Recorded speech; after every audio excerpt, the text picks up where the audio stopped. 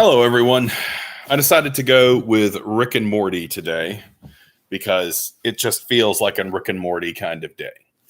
So,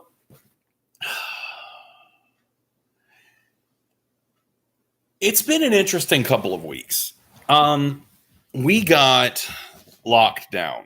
Well, the public schools did. And everything has just kind of been in this really weird sort of amorphous state where we've been waiting to go back face to face with instruction, and we've been doing the online thing for a while. And I don't know what it is about that, but when my daily schedule gets completely flipped upside down, turn upside down, and I want to take a minute, just sit right there. I'll tell you how I became the prince of a town called Bel Air. Anyway, I'm sorry. Whenever that happens, it really throws me off, and I end up in this just my emotional state gets real tangled, right?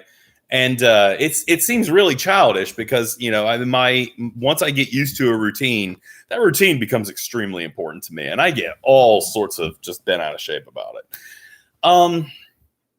But the thing I want to talk about today is something that's actually kind of really special to me. It's the concept of mental health and nostalgia.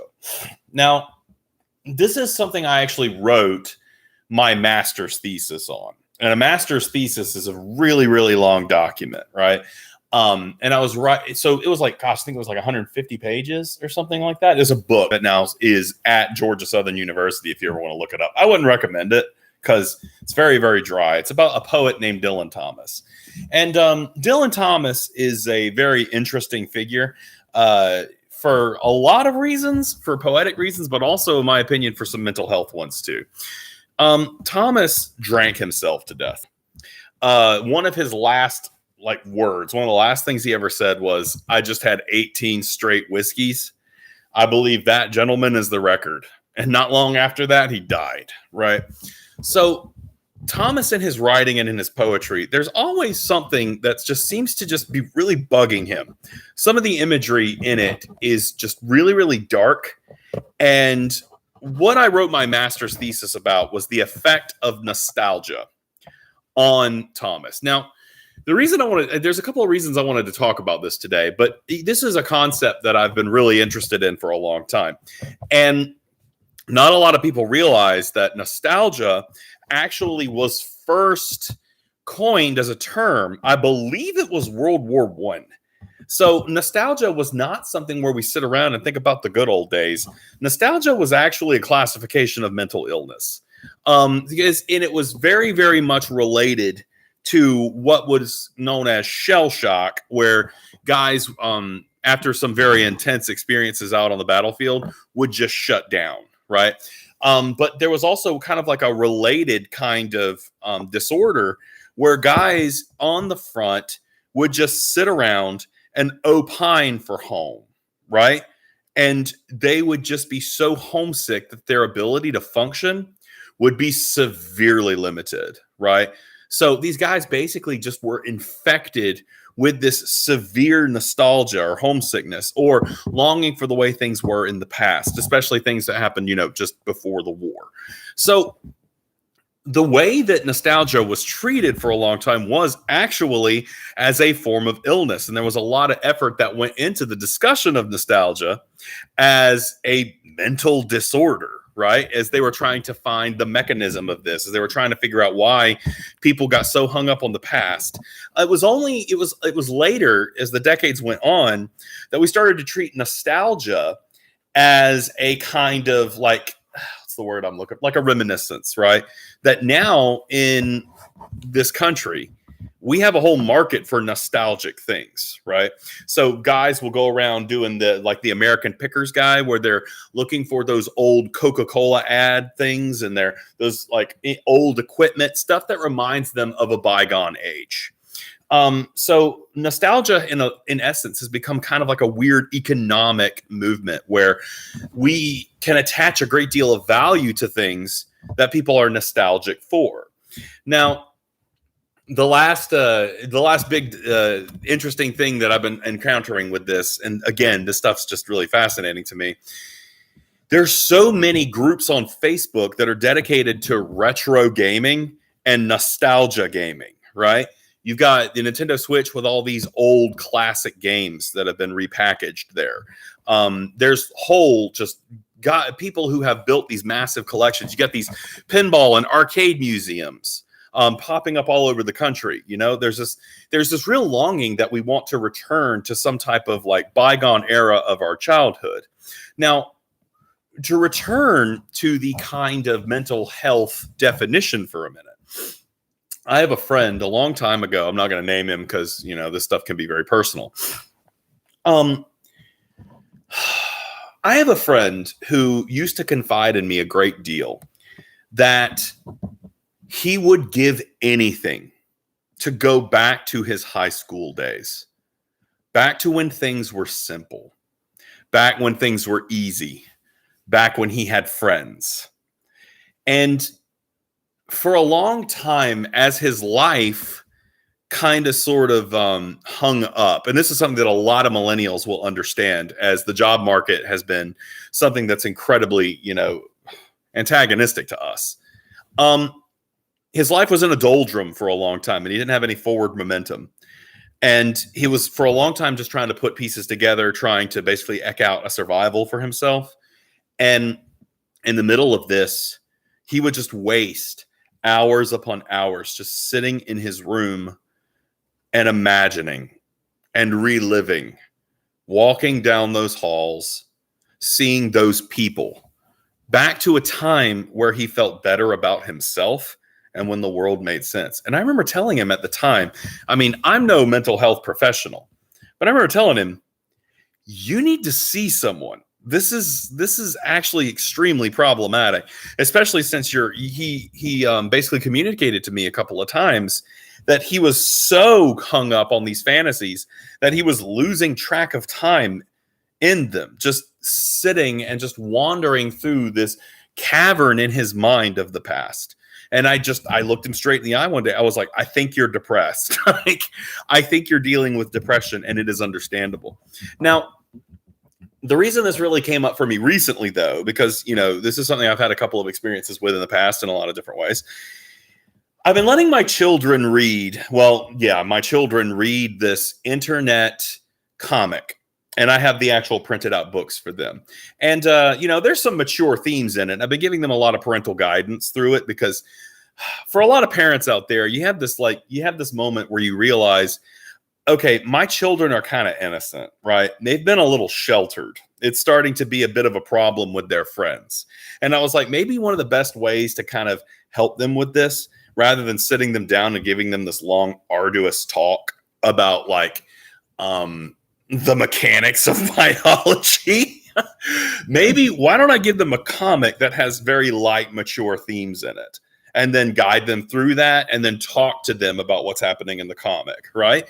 And I think in a lot of ways it helped, but I think in some ways there was some things that they weren't ready for.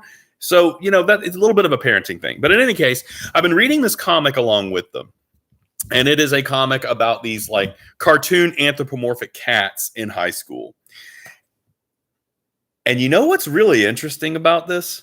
They loved it. They loved it because I think in a lot of ways it was opening up some kind of like some doors into this is what the future is going to look like with relationships and with friends and school. And they really liked the comedy that was in it. I can't recommend this series enough. It's by Veronica Vera. I actually teach the comic in my literature classes. So it's something that is very special to me. I've been following it for years and years and years. It's great to teach literary theory and stuff like that. But as I was reading this comic, I got horribly nostalgic. Now, my nostalgia is usually geared towards things like video games and video rental stores, old franchises, cartoons, you know, stuff that's very specific, stuff that is not necessarily, you know, idolizing a period of my life, rather like kind of like franchises and stuff like that, right? Characters, TV shows. This was different. This was a very heavy and very kind of unsettling nostalgia. For high school, of all things, I hated high school. I absolutely despised high school. High school was probably one of the most difficult times of my entire life, and I don't think I'm going to get into it this video because I'm more interested in like the effect of nostalgia itself this time, rather than going into a whole long spiel about why was high school difficult for me. I'm not going to do that. But high school was difficult because in a lot of ways, and I've told you guys about some of my struggles with being a quote unquote incel for a good portion of my life. There were a lot of rites of passage that I missed out on as an adolescent. And I led kind of a weirdly isolated childhood in that I really struggled with a lot of social development. I just didn't really understand how to communicate and coexist with others. Now, considering all that, why did I all of a sudden get possessed with this heavy-handed nostalgia for high school while reading this comic about people in their high school drama struggles? Well, believe it or not, there is kind of a theory about this. I really should go back and get some citations because this was basically the thing I wrote my graduate thesis on. But one of the big theories, God, I really need to go back and dig this up. I should do a little bit more homework before I do these streams, but I might see if I can put some of the information in the comments later. But in any case, there's a theory that our nostalgia, and this is both kind of the mental health aspect of it and also kind of the reminiscent, kind of more innocent side of it. Our nostalgia actually locks in during the most difficult period of our lives. The time we struggled the most ends up being the time we long for. Now, why is that? Why would we long for a period that was so unbelievably difficult for us? And here's the other thing too. What is typically one of the most difficult periods of your life? It's adolescence.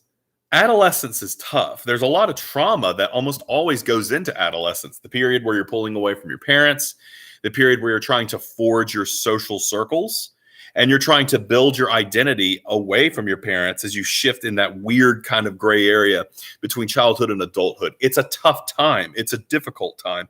And adolescence seems to be the area that most people's nostalgia kicks in. That's the time that we're looking back on. That's what we want to return to. Now, I have a little bit of a new perspective on this that I'd like to offer up as far as nostalgia is concerned. I don't think it's necessarily a longing to return to that time for me, as much as it is wanting, and this is going to sound really strange, wanting to fix it. A wish to go back and have a better past, right?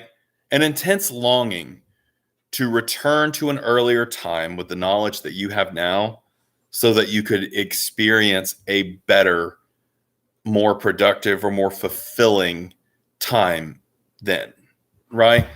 I often sit and wonder if my experiences in high school, my experiences in adolescence had damaged me in some way.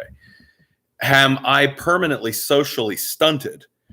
I've done pretty good for myself now, right? Like I have a nice home. I have a family that I love. I've got a career that at times is frustrating, but is extremely fulfilling, right? I think everybody's going to say that about their job. Even if you got your dream job, there's still going to be frustrating aspects about it. But the point is, I look around at my life right now and I'm like, damn, things are kind of working weirdly for me. Somebody who, in a lot of ways, I was never told as a child. I was never really told as an adolescent by anybody, maybe school or, well, I don't want to throw any parents under the bus, but most of what I heard as an adolescent basically was, you're going to struggle. You're never going to find your place in life. You are always going to have it rough. I heard that a lot, right? And so, like, there was something on Reddit the other day where I saw someone talking about like common fantasies. And one that comes up a lot in these common fantasies is the desire to go back with the knowledge that you have now to your adolescence when we all are just a bunch of idiots. Now, the weird thing is that this actually was a little depressing and a little distressing too.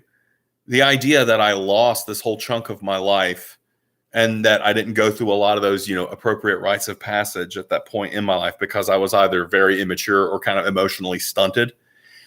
And I had to work hard this week.